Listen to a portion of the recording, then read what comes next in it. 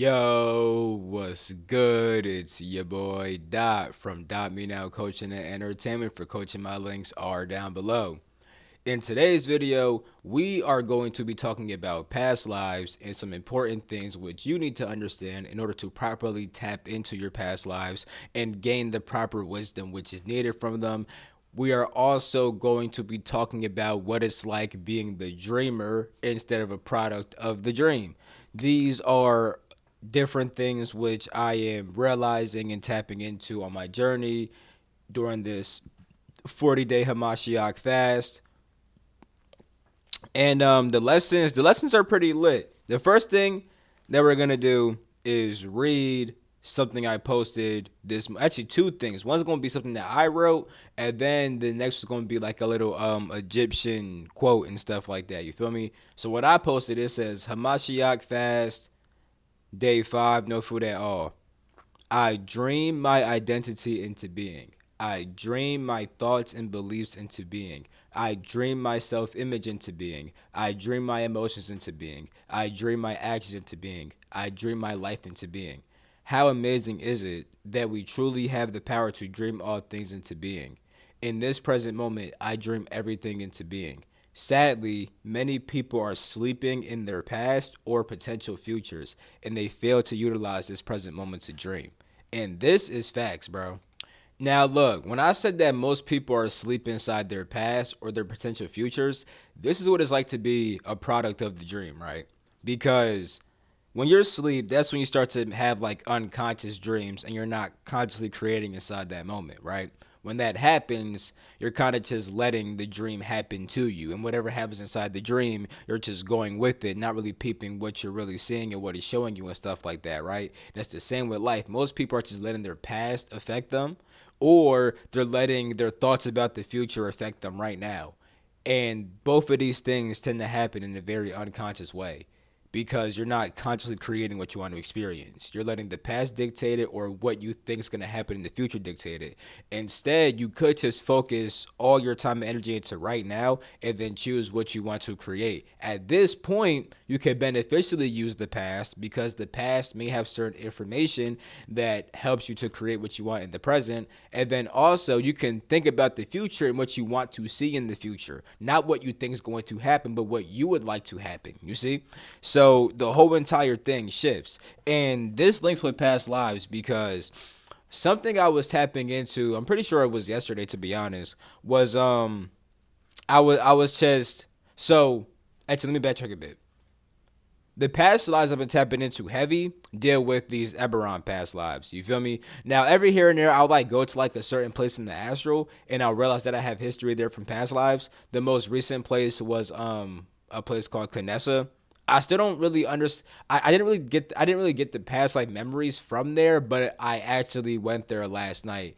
Like I finally actually astral projected there and kind of saw what it's about a little bit. But I'm gonna keep on going, and I know I have connections there and stuff like that. But a place that I visited in the astral, and then also remember my past lives at was a place called Karaya. I talked about it on my Patreon. It's like this water resort, but really it's a prison and stuff like that. It's crazy, bro. That Jones on my Patreon and stuff like that. If you guys want to learn more about that, my experience there.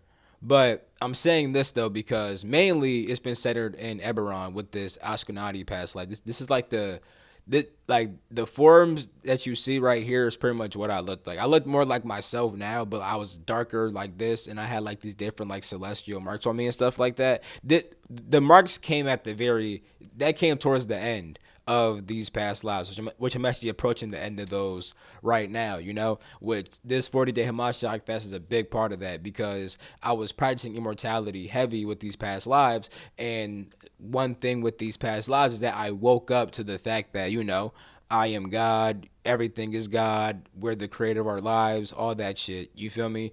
And that's an understanding that I've awakened to in several of my past lives, and that several of you in your past lives already awakened to also. And I'm saying this because no matter what character you have, the highest thing to realize is always the same, which is that you are God, you are a source, and that you are the creator, then actually becoming that fully. See, some people realize that, but don't truly embody that fully. Inside these lifetimes, I was embodying that fully, first by embodying my spirit fully. Like these marks on my body were actually marks that came from my celestial dragon form, and I would actually channel the energy of my celestial dragon form through the marks and stuff like that, you know?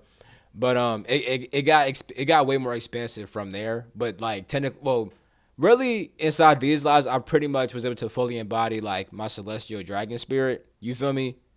And then I had other lifetimes that dealt with like getting even higher and higher, like being able to fully embody source, but like in like a vessel and stuff like that. And I'm trying to do the same exact shit here. You feel me? That's always the highest shit. You feel me? Like to re-become what you truly are. That's like always the highest accomplishment. You see?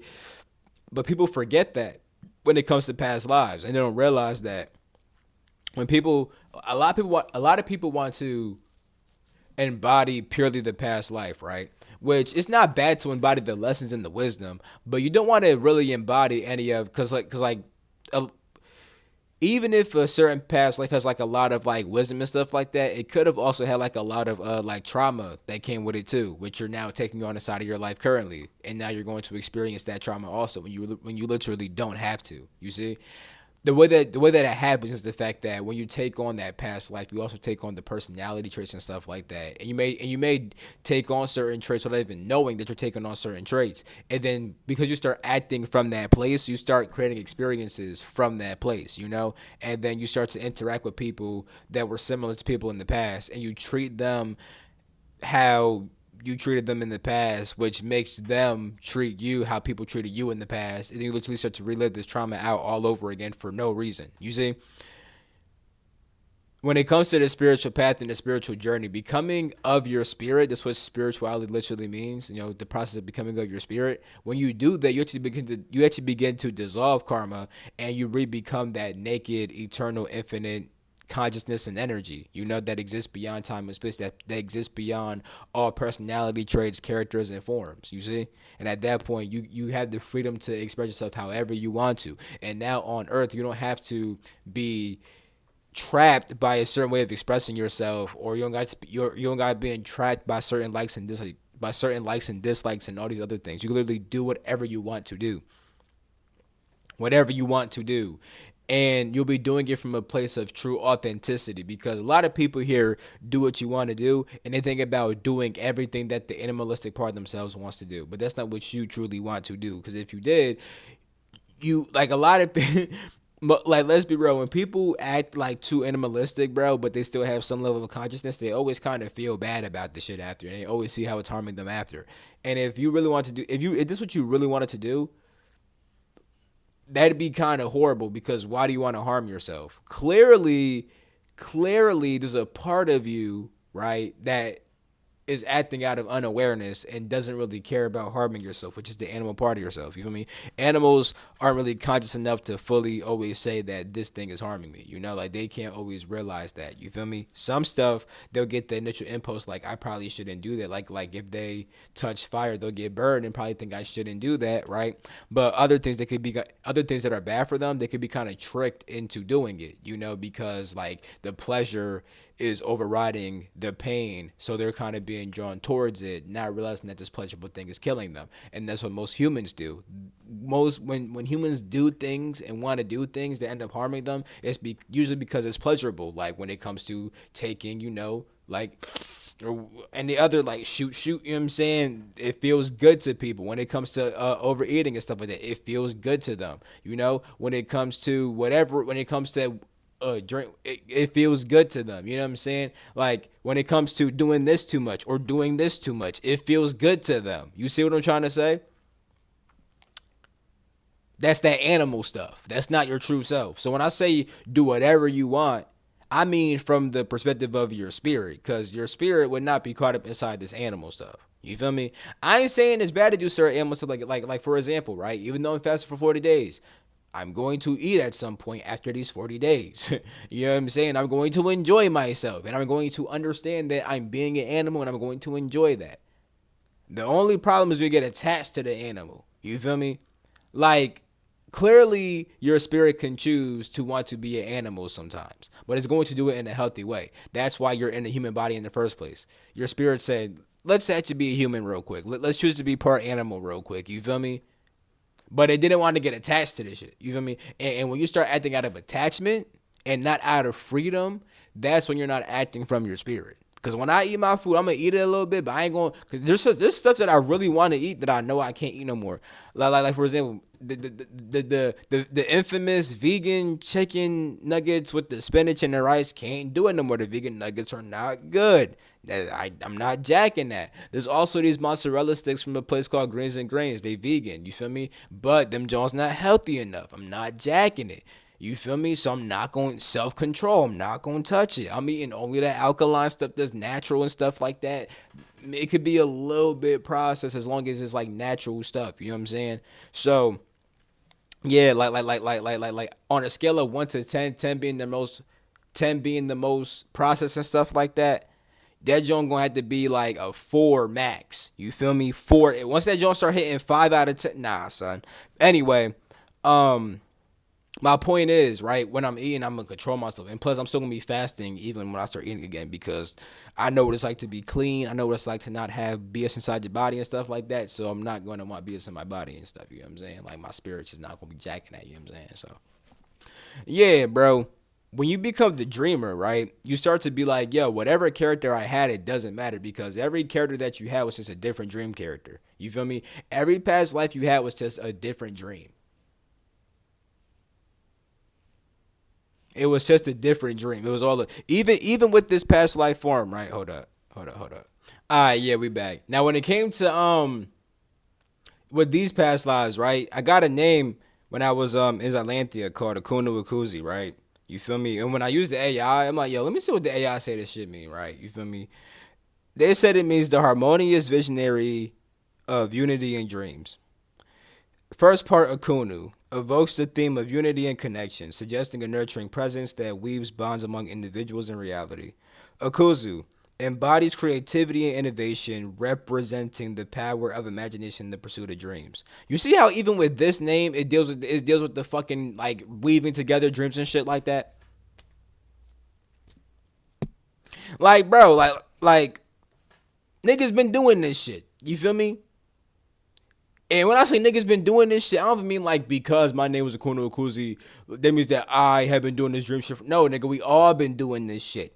Even if your name didn't represent dream shit, like in this life, I was literally more aware of the dream shit. Like literally, there's actually literally a place on Eberron, that was connected to like the realm where niggas would dream at in Eberron and shit like that. Like dream shit was actually very important here. You feel me? This is actually where um I learned to develop the practice of dream walking at. You feel me? In Eberron, which is in Xylanthia Galaxy, right? But um, my point is though, everybody's been dream like every past life is a different dream. You feel me? And when you become the dreamer, right, you're able to actually choose what you want to experience and not let like your past thoughts and emotions affect you and stuff like that, and not let your past actions affect you. You also don't let your potential futures affect you because people be thinking like, oh my god, this is probably gonna happen, and because that's probably gonna happen, I should do this. And it's like, nigga, what the fuck do you want to do?